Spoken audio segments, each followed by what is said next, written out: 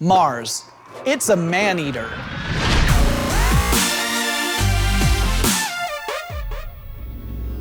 Humans take some pretty crazy risks all in the name of exploration.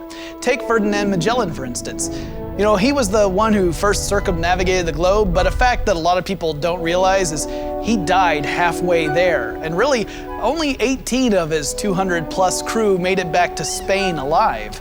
Robert Falcon Scott wanted to be the first to the South Pole, but he lost that race by a few weeks to some Norwegians, and then he kind of froze to death on his way back home.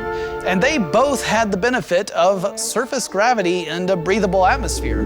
When you get off Earth, there's some places that human beings just shouldn't go. For instance, in 1982, the Soviet lander Venera 13 landed on the surface of Venus and captured some amazing, hauntingly beautiful images. And then within a couple of hours, the lander just stopped working. I mean, Venus is a really hot, hostile environment. If we were to go there, it would be one small step for a man, one giant puddle of man soup.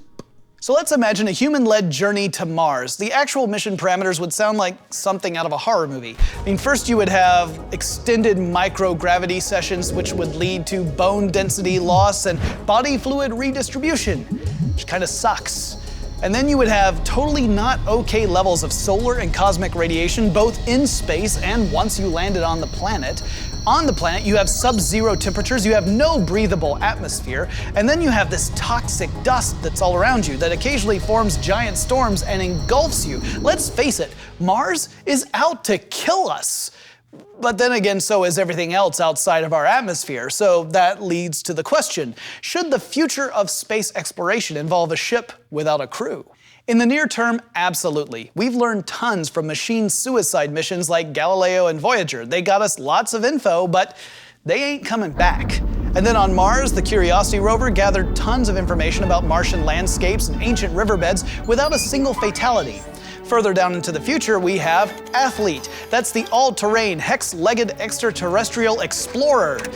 They could actually lock its wheels and turn them into biomimetic limbs that can crawl over rocks and chaos terrain, which is awesome. Or, for those missions that need a human touch, how about the Robonaut 2? This is a robot that actually has fingers. So, if unmanned space exploration missions are safer, cheaper, they're capable, does that mean that human beings are out of the space exploration game entirely? Not so fast. I really believe that humans have to be involved for a successful, long-term space exploration. We just need to combine machine toughness and human ingenuity. I mean, just take Apollo 13. Now, there was a mission that had its share of problems and then some. In fact, there was one point where mission control and the astronauts aboard that space capsule had to figure out how to deal with a dangerous buildup of CO2 using nothing more than some duct tape and tubing. Now, imagine a similar problem, not with life support, but with a rover's drivetrain.